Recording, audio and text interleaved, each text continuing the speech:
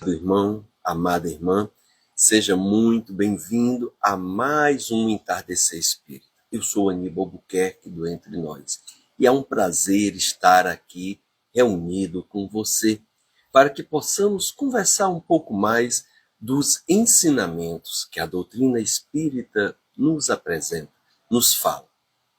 Antes de nós começarmos, eu gostaria de fazer uma pequena oração, uma pequena prece, pedindo, e quem desejar fechar os olhos, orando, agradecendo por esse entardecer, por esse dia, por esse momento, para que aqui possamos abordar mais um tema que nos fortalece o espírito, que eleva o nosso ser e pode nos melhorar.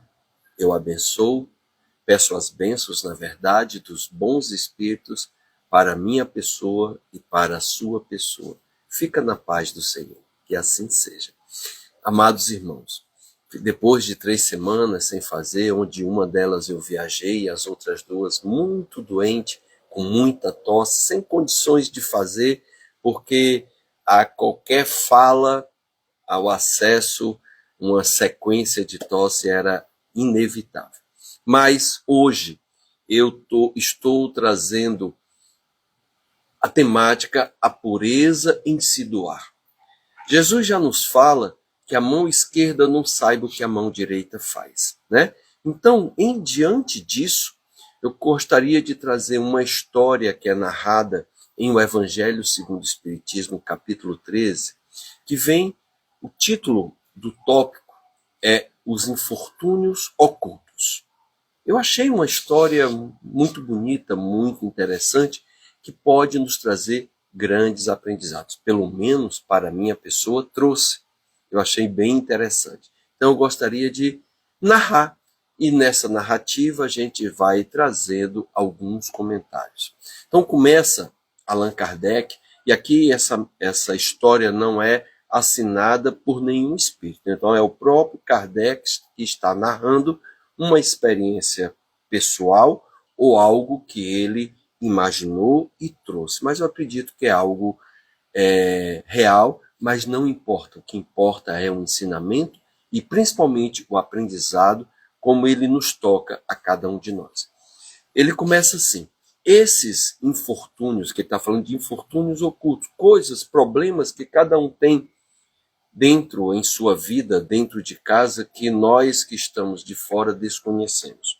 Então ele começa: esses infortúnios discretos e ocultos são os que a verdadeira generosidade sabe descobrir, sem esperar que peçam assistência. Continua ele: quem é esta mulher de ar distinto, de traje tão simples, embora bem cuidado, e que traz em sua companhia uma mocinha tão modestamente vestida? E a gente vai ver ao longo da história o porquê, quem é esta senhora com esses trajes simples e junto com a sua filha, esta jovem. Então ele continua: ela entra numa casa de sórdida aparência, onde sem dúvida ela é conhecida, ou seja, ela já frequenta aquele lugar há algum tempo, certo? E pois que à entrada as pessoas saúdam respeitosamente. Onde vai ela? Sobe até um local onde está uma mãe de família cercada de crianças. Olha que interessante. A sua chegada, a alegria transborda naqueles rostos enegrecidos e emagrecidos. Então as crianças, né, ficam alegres com a sua presença, elas estão muito magras. A mãe está ali deitada, ela jaz numa cama adoentada, não pode prover. E que vai acalmar ali todas as dores. Então, além da caridade material, há uma outra caridade que às vezes não temos noção, que a caridade material é prover de material, dar uma esmola, um alimento, 1 quilo de alimento, uma cesta básica, uma comida para alguém que está precisando. Ela é importante? Claro que é, mas ela não é única. Existe outra caridade que os Espíritos nos ensinam, a caridade moral. A caridade de trazer o conforto, uma palavra de alento, de tranquilidade, de serenidade a outra pessoa. Então, que ela vai acalmar-lhe todas as dores. A dor na barriga, da fome, mas também a dor moral, da tristeza, da falta de fé, de esperança. Traz o de que necessitam, condimentos de meigas e consoladoras palavras, que fazem com que seus protegidos, que não são profissionais da mendicância, aceitem o benefício sem ficar vermelhos, sem ficar envergonhados. Porque, infelizmente, o próprio Kardec já retrata, existem profissionais mendigos. Pessoas que às vezes não necessitam, têm condições financeiras, recebem algum benefício do governo e poderiam sobreviver, bem como outras que têm forças para buscar um emprego e não buscam, porque aquela forma de trabalhar lhe dá um sustento melhor com menos esforço. Então continua nosso querido Kardec. E aí outra coisa importante, a sua chegada ali, àquele lar, daquela mãe e daquelas crianças, faz com que elas fiquem alegres e não fiquem, além de receber o alimento que ela leva também o conforto de palavras, da presença.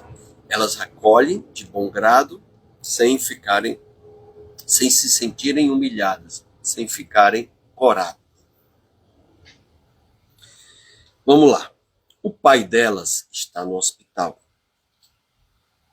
E enquanto ali permanece no hospital, a mãe não consegue, com o seu trabalho, sustentar as necessidades da família.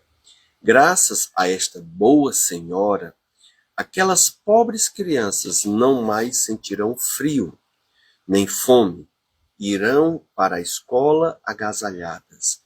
E para as menorzinhas, o leite não secará no seio que amamenta essas crianças.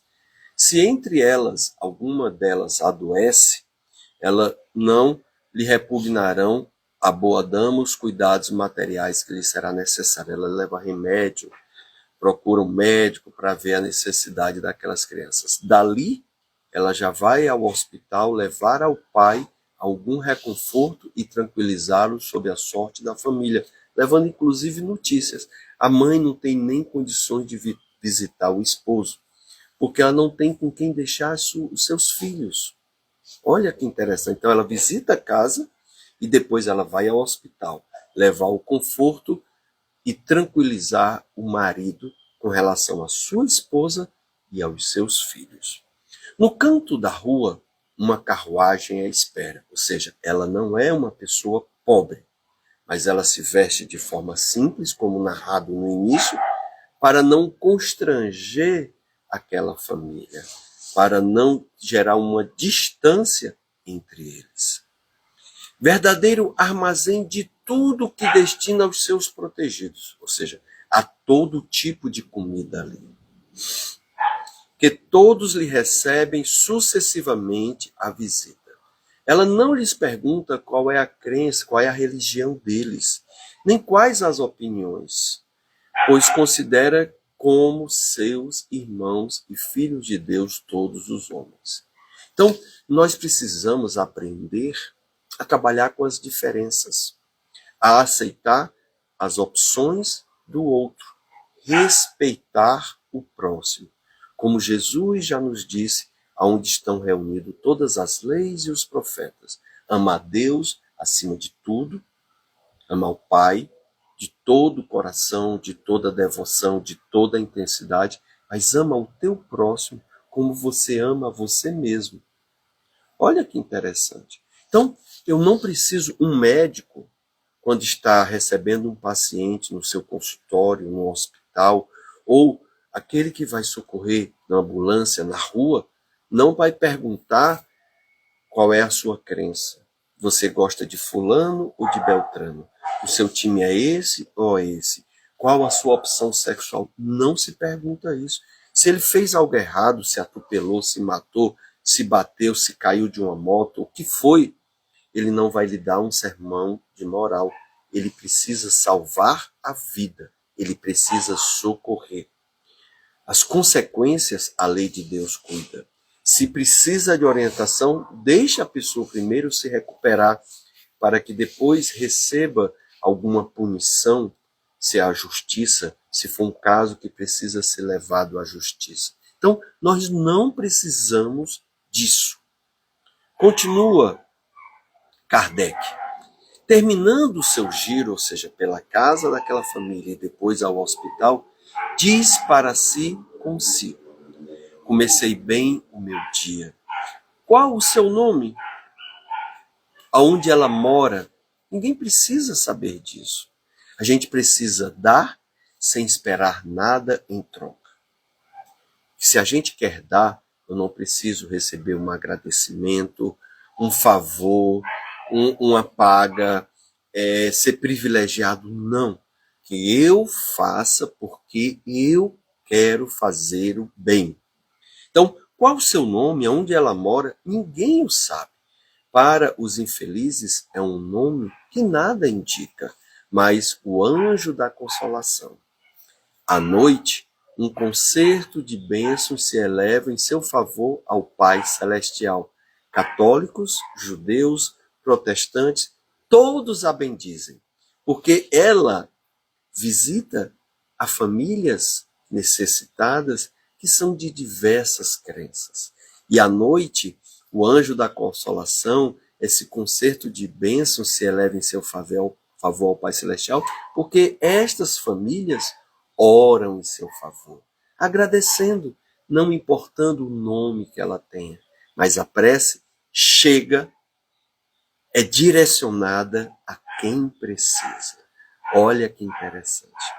Por que tão singelo traje? Por que uma roupa tão simples, já que é uma senhora que anda de carruagem?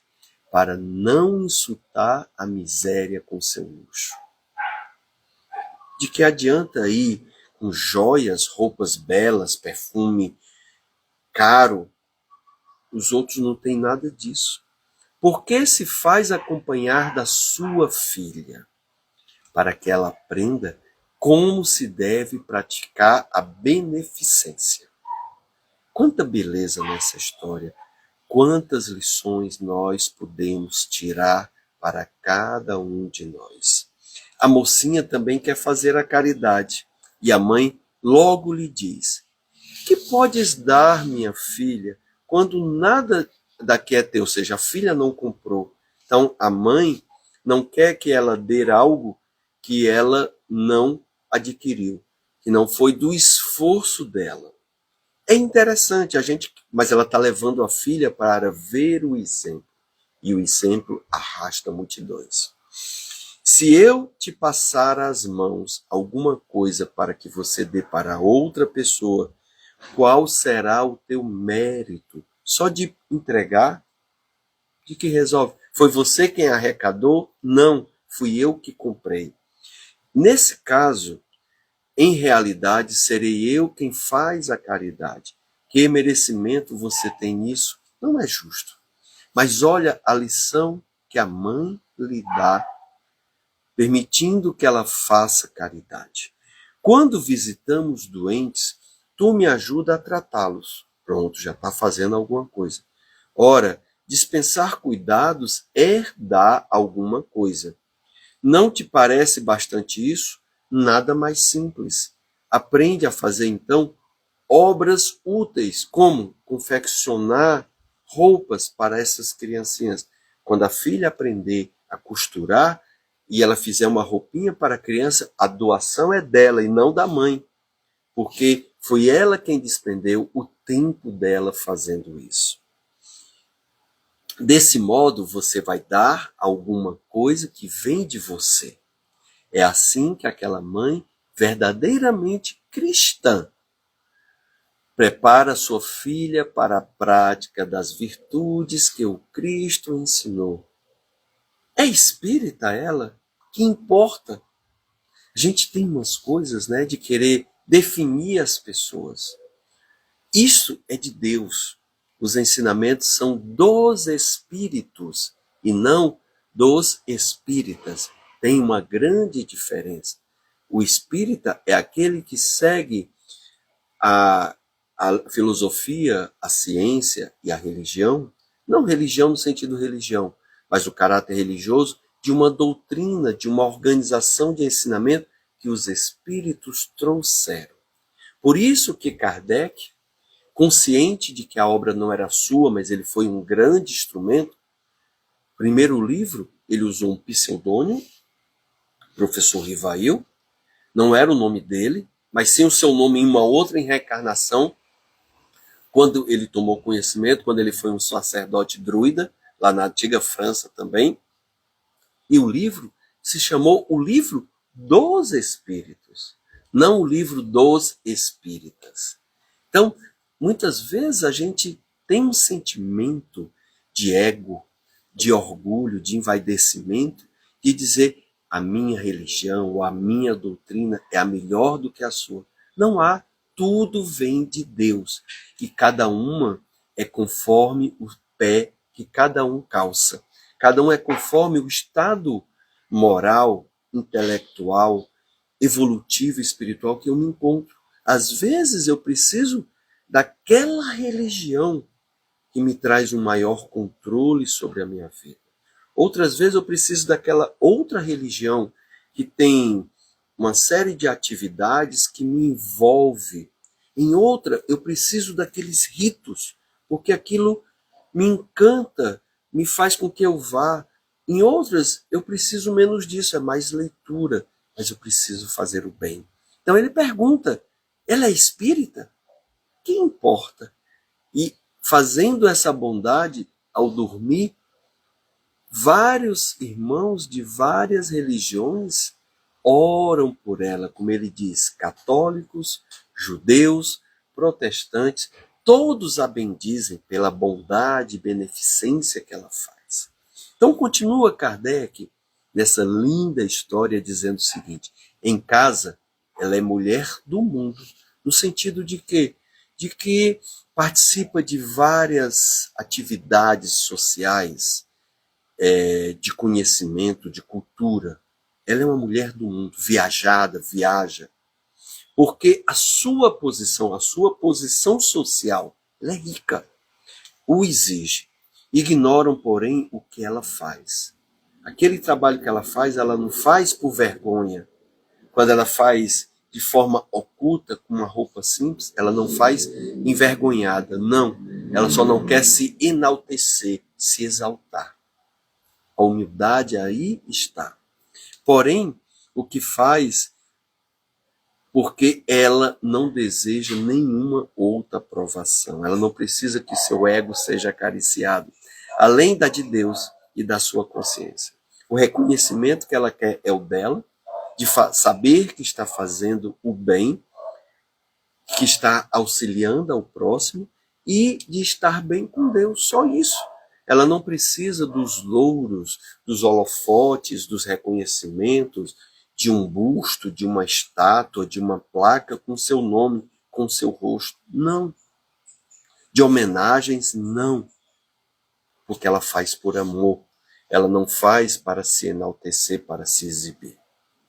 Certo dia, no entanto, imprevista circunstância leva até a sua casa uma de suas protegidas, que andava a vender trabalhos executados por suas mãos. Ou seja, o pai no hospital, a mãe, o seu trabalho não conseguia prover as crianças, e os filhos começaram a fazer algo. E uma das filhas estava a fazer algumas costuras e estava batendo nas portas das casas, procurando vender o seu trabalho.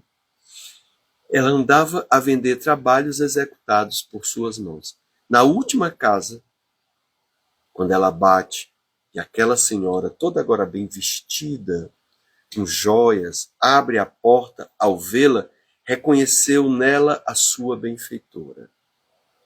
E olha só o que a benfeitora disse para a jovem. silêncio. Peço que a senhora, fala a senhora, não diga a ninguém quem eu sou. E Kardec conclui dizendo o seguinte: e assim falava Jesus. Simplicidade, como ele dizia, Jesus dizia, vá e não peques mais. Nenhuma vez Jesus disse. A única vez que eu vi Jesus falar foi para 10 leprosos, em que quando ele curou a lepra, eles foram embora e um deles voltou para lhe agradecer. E Jesus perguntou: onde estão os outros 9? Foi só você que foi curado? E Jesus feliz, havia uma questão cultural, Jesus foi a única vez que Jesus pediu: vá ao sacerdote, pague a sua oferta e mostre que você está purificado, que você foi curado da lepra. As pessoas falavam realmente que Jesus era o Nazareno, que ele tinha curado essas coisas, mas Jesus em nenhum momento pediu.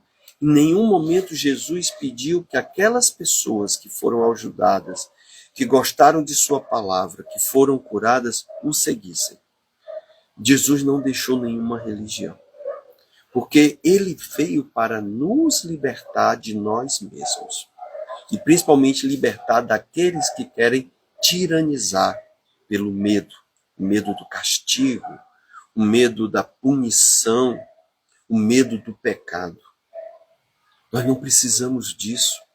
Já existe uma lei que funciona independente do que os outros digam, a lei da minha consciência e a lei de causa e efeito. Mas as pessoas que gostam de dominação, de poder, de ter muitas pessoas ao seu redor, sob o seu domínio, cultuam uma cultura de pecado, punição e culpa.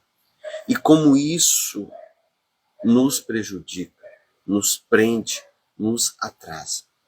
Então, meus irmãos, eu vou encerrando por aqui esse entardecer espírita, com essa história contada em O Evangelho segundo o Espiritismo, chamada, ela está no item, no tópico, ela é uma parte maior desse tópico, os infortúnios ocultos.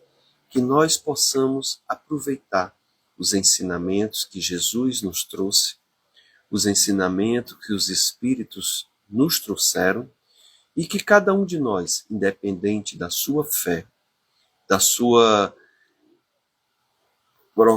fé que você professa, da religião, da seita, da doutrina, ou até se você não professa nada, se inclusive você não acreditar em Deus, nós encontramos muitas pessoas que são ateus que fazem o bem. O que importa é fazer o bem. Isso é o mais importante. Mais do que tudo, estar bem consigo e fazer o bem porque quer fazer, sem esperar nada em troca e sem nem ser reconhecido.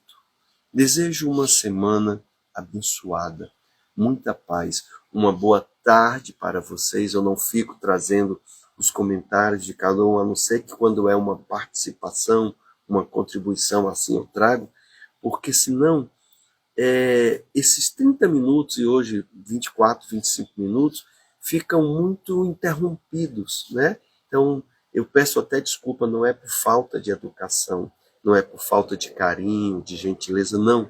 Isso não é da minha pessoa. Mas sim porque o tempo é exíguo para que nós possamos aproveitar da melhor forma possível. Tenhamos, cada um de nós, uma semana abençoada. Fiquemos com Deus. Que assim seja.